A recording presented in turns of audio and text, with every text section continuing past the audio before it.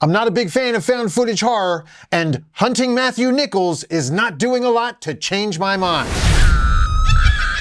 Welcome to Deadsville. Greetings, Boo Believers. Welcome to Deadsville Horror Talk. I'm your host, Ronin James, and on this episode, we're going to review the new found footage mockumentary, Hunting Matthew Nichols. Before we get into it, make sure you like, subscribe, and follow for all the latest horror talk and for our spoiler-free and spoiler-filled reviews. You can find Deadsville Horror Talk on all streaming platforms as well as all social media, especially on YouTube at Deadsville 13, where you can listen and watch all the podcasts and video content that we produce. A bit about me, I'm Ronin James Green. I have been a stuntman for over 20 years, stunt coordinator, and now I direct and produce and create content for Deadsville Productions, my own company. If you're just tuning in, you have probably seen me get unalived or blown up or crash a car or jump out a window on things like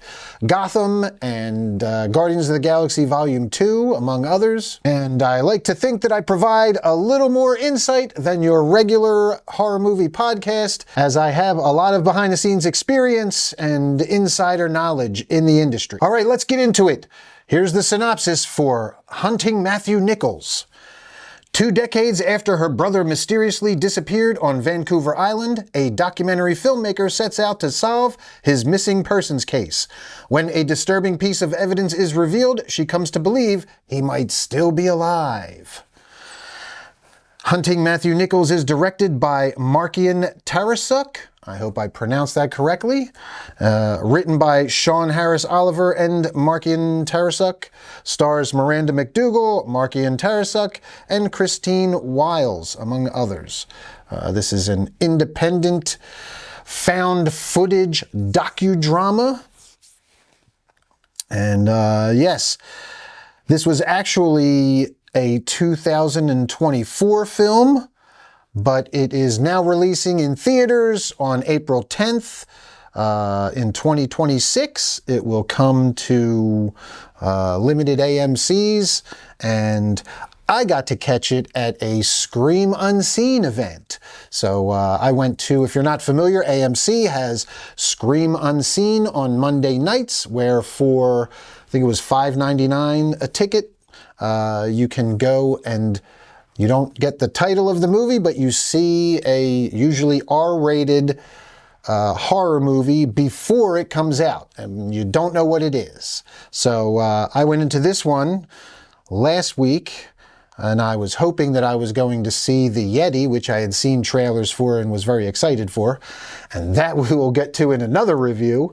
But yes, when it started, I got treated, well, mistreated, I should say, to this found footage docudrama. Yes, mockumentary, I guess is what we should call it. Because yes, this is a fake documentary about a girl who finds some new evidence, I guess, and is making a documentary about her brother and his friend's disappearance many years before this. So, yeah, I'll be honest, when I realized what it was, and I had seen trailers for this before I had come to the Scream Unseen, so when I'll be honest, when I saw that it was this, I was very tempted to get up and leave and go into another theater and watch another movie, but I had just watched, again, because I don't really like found footage movies. I'm not a big fan. I find it to be a cheap gimmick. But I had just watched Body Cam on Shudder and was pleasantly surprised by that one. I was like, wow, you know, Body Cam wound up being really pretty good. I really enjoyed Body Cam. It got, unlike most of these things, it got right to the action and scares and stuff, and didn't spend a whole lot of time boring us with talking heads, because it's from the body cam point of view. So I guess that, you know, and these are, it was officers, you know, investigating a case or answering a call, I should say, that leads to a lot more. But this isn't a body cam review. This is a Hunting Matthew Nichols review. And right off the get-go, this one was talking heads. And that's my biggest pet peeve about,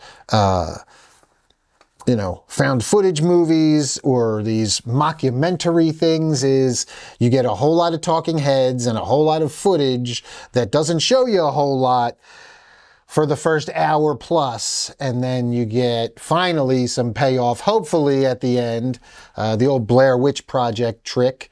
But yes, and most of these movies can't do what Blair Witch did. So Hunting Matthew Nichols is a perfect example. It was very boring. I had trouble keeping my eyes open. It is a lot of talking. It is a lot of this actress talking to the camera. There's some behind the scenes with her and the writer, director, also co-star here, who it's another, a little bit of a pet peeve of mine. When you get writer, director starring in something, maybe pick a couple, maybe 1 lane, 2 lanes, I don't know. And I don't know what Markian Tarasuk has done before, but we'll jump to that in a second. This thing was very slow, very boring. By the time I fell asleep, so I don't even know if I can give an honest review of this movie. I'm going to go off of what other people have said on Rotten Tomatoes and tell you my experience on it. I hated it. I'm just going to come out and say it right now. And I don't like to bash movies, and I especially don't like to bash independent movies. I'm not going to lie. I do like to bash Hollywood movies. Let me say that.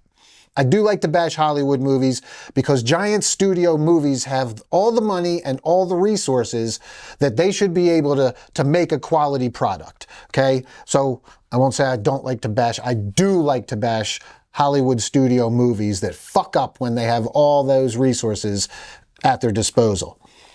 I don't like to bash independent filmmakers because I'm one myself, first of all, and 9 times out of 10, independent filmmakers don't have all the resources that they would like to tell the proper story that they're trying to tell. So they have to cut some corners and make some sacrifices in their visual storytelling due to budgetary constraints. So I don't like to bash independent filmmakers, but sometimes you have to, what's the saying, call a spade a spade.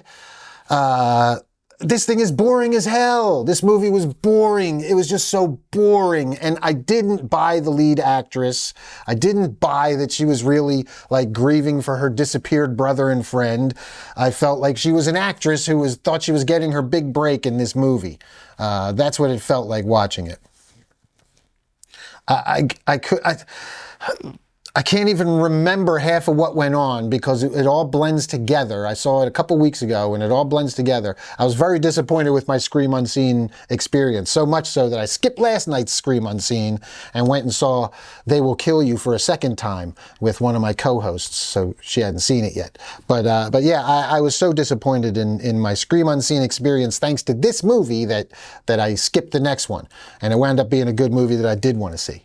But yes, back to this. I'm just going to jump to our Rotten Tomatoes, and we'll discuss that so you can kind of get an idea. Well, I guess first I should get to this director real quick. Oh, Markian Tarasuk. And this is a Canadian film. He's a Ukrainian-Canadian director. And what has he done? There's Someone Inside Your House, Virgin River TV series, True Justice TV movie, a lot of TV stuff. Yes, a whole lot of TV stuff. He did The Night Agent. Oh no, he acted. Oh, I'm sorry. He's an actor too. Okay, this guy's also an actor. Okay. That explains it. Here we go. So he's acted in 37 things, mostly TV. He's been a TV actor. He has directed 2. Hunting Matthew Nichols is his real, actually, directorial debut. He directs a podcast called No Way Podcast. For 10 episodes. Man, I need to put my podcast directing episode IMDb credits up, I guess, because I direct and produce this entire thing myself. My co-hosts are talent, but I direct this, and I'm showrunner, and all this stuff. Man, I need to add these credits. Put Deadsville Horror Talk on IMDb. But yes, this person has directed a podcast, and he's acted in a bunch of things. This explains a lot. I had no idea this going in either, and I haven't really looked at this since I watched the movie, because it left a bad taste in my mouth. But now that I'm digging in, it's explaining a lot. So here we go. He's acted in a bunch of stuff, and he's directed Hunting Matthew Nichols. So yes, why not, since you're directing your first feature, it's always a good idea to not only write it and direct it, but also put yourself on camera for a huge portion of it too. That's good idea. I really can see why this thing was so boring now. Oh, yeah, this makes a lot more sense now, Boo Believers. A lot more sense. I don't even know if I can spoil much because I don't remember the ending. I was asleep. I woke up and some stuff was happening, but I couldn't tell you what it was. This makes sense. This is an actor who is, this was his first shot at directing, and he couldn't help but cast himself as the second lead. So that's a pet peeve. I know, I'm sorry, but it is. I'm a director myself, and I might throw myself in. I will say, I acted and produced something that I was one of the leads in, Deadsville Rock and Roll Mysteries, but I had somebody else direct it until they let me down, and I had to direct it myself, of course, with the reboot. But that's another story. Yeah, this explains a lot. So yeah, Hunting Matthew Nichols, the director, writer, co-star. Yep. Let's check out Miranda McDougal because she's our star. She plays the actress in search of her brother. Miranda was born and raised in Windsor, Ontario, Canada. Holds an BFA in acting and has had the privilege of working alongside world-renowned theater, blah, blah, blahs.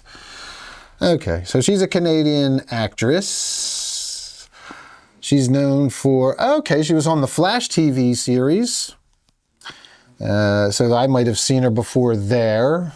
Bit part. Izzy Bowen. Clifford DeVoe, The Thinker. I don't know. She did 3 episodes. Okay. 3 episodes of The Flash. But yeah, she's only acted in 7 things. When Calls the Heart, a TV series. She did 19 episodes of that one between 2025 and 2026. So she has some experience there. TV actress. Return to Office. TV movie. Wild Cards TV series. Hunting Matthew Nichols. Playing Tara Nichols. Yeah, the rest is all TV stuff. So, yeah, not surprising. And this was actually a couple years ago. She has since been on the TV show. So back when she did this movie, she didn't even have all that TV acting under her belt. She had only done a couple things before that, which explains a lot because I wasn't buying it in this movie. I really wasn't buying it. Hopefully she's gotten to be a better actress since then. And again, no offense to, what's her name? Miranda McDougal. No offense to Miranda McDougal, but yeah, not impressed with Hunting Matthew Nichols. All right, so now we're going to jump to the, not IMDb, to the Rotten Tomatoes here. And there's no scores yet because there's only 5 reviews. A horror documentary that doesn't get points for originality, but it's effective, gripping, and creepy. I disagree. It's very obvious that the filmmaker did his homework, but if you ask me, he may have overstudied. Okay. Yeah, there are worse things to be than a film that wears its admiration for the Blair Witch Project on its sleeve. Oh yeah, I guess I'll wait for spoilers because I do remember one spoiler, and we'll get to that. 6 out of 10, worth the watch for its inventive narrative and layered mystery. I mean, these people must be friendly with the cast. 7 out of 10. Hunting Matthew Nichols isn't a slow burn, it's a slow build, consistently works towards a show-stopping finale that it does a really good job meticulously laying the groundwork for. If you say so, I did not find that at all. There are no audience reviews found for it. What do we have here? I'm going to go back to the IMDb reviews and see if there's anything on there. Because I can't believe that this thing... Yeah, user reviews. Here we go. This is more like it. User reviews average a 5.4 out of 10. And here's the featured reviews. Should have stayed a secret movie forever. Oh, yeah, this will be fun. Here we go. This is a user review, a 5 out of 10. I saw this one as Cinemark's secret movie feature for $5, so not knowing what to expect, this movie came onto the screen. At first, I thought it was a real documentary, and I silently groaned. It is not that I don't like documentaries, but I hate those disappeared documentaries on crime networks. Me too. Where there's no resolution to the mystery. However, I soon deduced that this one was another one of those fake found footage films that I despised even more. Yes, exactly. I fucking hate these movies. The acting is not completely amateurish, and neither is the direction. No, these people have obviously been on sets before, but they aren't actual directors. and they were very amateur actors at the time, apparently. The plot and dialogue are lame. Yes, the writing is terrible. The plot's terrible. It's lame. And here we go. I was completely bored and could not wait to leave the theater. Totally agree. I couldn't keep my eyes open. I took a nap. I took the advantage of the darkness to take a nap, and I wasn't woken until the end. I slept pretty good until the end. Other than a minor jump scare, this movie had no horror, no suspense, no anything. I honestly have no idea what the other reviewers are talking about. Thank you. Thank you. Oh, thank you. I'm giving this a helpful. Yes. This one is not quite as stupid as the Blair Witch Project, but it comes close. I gave this one a 5 since it wasn't completely incompetent. As I said in the title of my review, this one should stay secret. And that's D.L. Miley who reviewed that one. I love it. Yes, I agree. It's so boring. I'm going to get to the other thing too about the Blair Witch Project. I'm going to read this next review though. Oh, it's asking me right now how I would rate Hunting Matthew Nichols. I'm going to give it a, should I go 1 or 2 stars out of 10? I'm going to give it a 2 because the sound and everything was okay. Like, the picture was okay.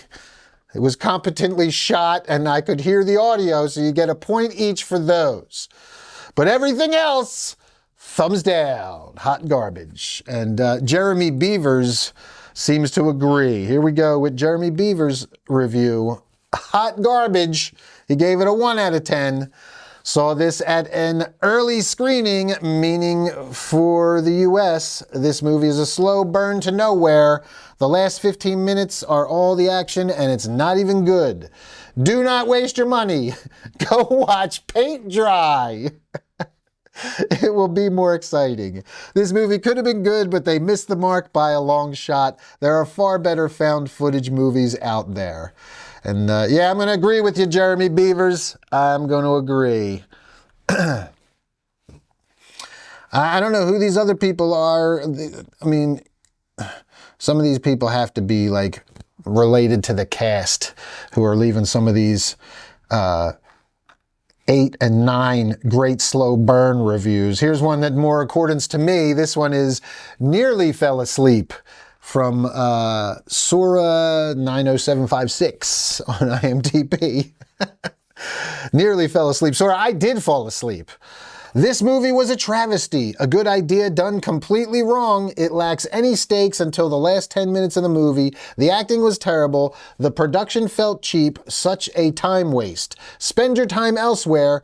We saw this as the mystery movie and the entire theater could not stop laughing. Maybe the worst mystery movie we have seen in our time seeing them over the last few years. Whew, man, these reviews are brutal. I love it. I'm loving it. Man, I'm going to go to the next one because this is another, yeah, this is great. Michael Hardy calls it shockingly terrible. Wow, what a dud. This is a terrible film. Poorly acted, poorly executed, terrible story. I hated it from start to finish. This was a mystery film where you don't know what you are seeing before it starts. It was a terrific disappointment. Would strongly recommend that all stay far, far away. There is nothing to see here. I can't agree more. Michael Hardy on IMDb. I love it. That's perfect review. Thumbs up to the review. Thumbs down to the movie. Oh man, and the next one calls it a multi-format ripoff. Let's check the boxes. Fake documentary, check. Blair Witch Project clone, check. Satanic supernatural lazy inclusion, check. Got all of those into the movie, so release it. What should have been a slow burn mixing past events and current investigation ends up being the worst of both. The faux documentary style makes it almost a fourth wall break situation where they muddle up what's happening and what they're filming. Yep. So, all right, I'm gonna stop with the spoiler-free reviews there, and yeah, I'm gonna jump to spoilers in a second. But yeah, this is universally not universal. There's a couple of people giving it 8s and 9s. They must be related to the director or the actress or something. But yeah, I agree with these terrible reviews. This movie was poorly written, put me to sleep, and again. I mean, I'm just going to give it to you now. There's spoilers in case you have gotten this far and still think that you are going to go check out Hunting Matthew Nichols and don't want it spoiled. I'm not going to give you the ending, but I'm going to give you a pretty big plot element, if you will, and it'll probably make you groan because it made me groan when I was watching it on screen. So here it comes. Spoilers. We're just jumping to the spoiler section right now. Digging deeper. The whole movie is based on these two friends who, the one, they wanted to be filmmakers, and the one got a camera for Christmas one year, so he used to film stuff, and they went and saw the Blair Witch Project and were just huge fanboys, so they wanted to go out into the woods and shoot Blair Witch Project style horror movie, documentary, whatever, just be filmmakers. They would make all these films and eventually they disappeared in the woods. And yeah, they just, like when you get that meta, where you're ripping off the Blair Witch Project, obviously, and you're going to tell me that the reason you're ripping off the Blair Witch Project is that it's that because the characters in the movie were just fucking Blair Witch Project fanboys. So it's, yeah, so we could just rip off the Blair Witch Project. I not only give you a thumbs down, I give you the finger. Fuck this movie. I'm going to go back and change my score on Rotten Tomatoes to a 1 as well. Because, yeah, now that I think about it, now that I've gotten to the spoiler section and I get mad talking about this whole fucking stupid plot device of them being fanboys of the Blair Witch Project. And look, man, look. I respect the Blair Witch Project. I respect what it did at the time. And I hated it. I hated it. Because I hated just the whole idea of it. It made me hate found footage movies. But I respect that it was well made and the payoff at the end was worth it, blah, blah, blah. But that's what fucking catapulted this found footage bullshit genre onto us, where it's just a cheap gimmick, cop-out way for filmmakers to make a cheap movie and hope that it hits so that they could make some money off of it. It's a cash grab. That's what 90% of these found footage, and especially these fucking mockumentary things, it's just a cash grab. Because you know how easy it is to shoot a mockumentary like this bullshit? You can come here and shoot a whole fucking mockumentary with the talking heads right here in this room. on another white wall over there at the other end of the soundstage here. So they're ridiculously cheap and easy, and then if they blow up because they go viral or whatever you want to call it in the film world, then you make $1 billion. Dr. Evil your way into into the making real horror movies or some shit. But I just hate them. They suck. They're usually nothing but bullshit up until the very end. You get a final reveal. That's why when I watched Body Cam on Shudder, I was so pleasantly surprised. I was like, wow, this one was actually really good. And I gave it a really good score and a really good review. So I didn't walk out of this one, but I groaned when it came on the theater at the Scream Unseen. And yeah, I fucking hate found footage. Maybe a message to AMC and Cinemark and some of these places that are putting these movies out there. I skipped your next Scream Unseen because you hit me with this fucking found footage bullshit. So I didn't go to your Scream Unseen the following week because I didn't want to get another Hunting Matthew Nichols bullshit ass mockumentary found footage movie. So yes, for the record, anybody who works for AMC or is in the theater business, yeah, that one hurt your rep a little bit. I'm going to tell you right now. That one should have kept that one, like the review on IMDb said, should have stayed secret with that one and just pop something else up there. So, all right, well, I guess that's going to do it. I don't think I need to get into a whole lot else. Yeah, there's not a whole lot of the plot. I mean, we could talk about a couple things here. 23 years after her brother mysteriously disappeared, a documentary filmmaker sets out to solve her missing case. Yeah, I mean, she didn't seem that old either to be like that. She really even, like 23 years it's been, and now you're going? Because I guess they had to time that out to the release of the Blair Witch Project so that they could rip off the Blair Witch Project. Yeah, that's why I guess it had to happen. It had to be 23 years. And she looked like she was 26. So she was 3 years old when her brother went missing, and I don't remember. So, let's see. Anything of note? Canadian horror film coming to theaters April 10th, written, directed, and starring Markian Terasuk in his directorial debut.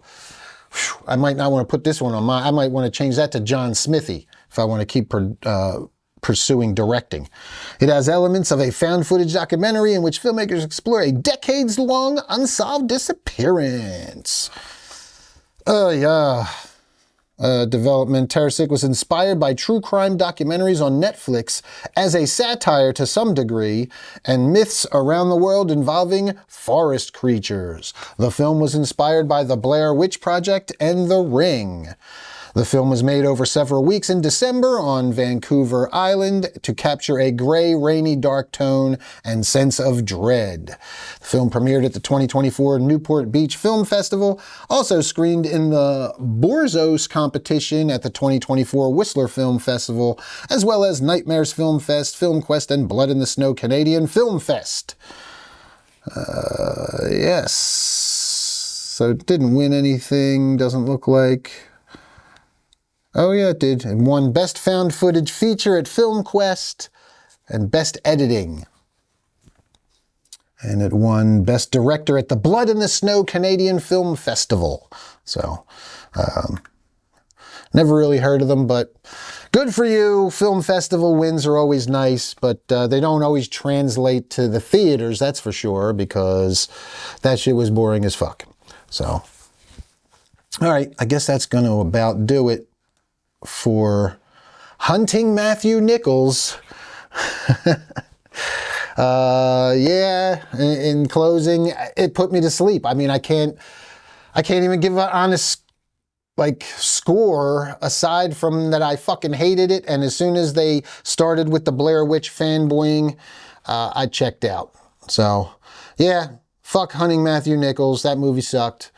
Save your money. Don't go see it in the theater unless you absolutely love boring-ass found footage mockumentaries. All right?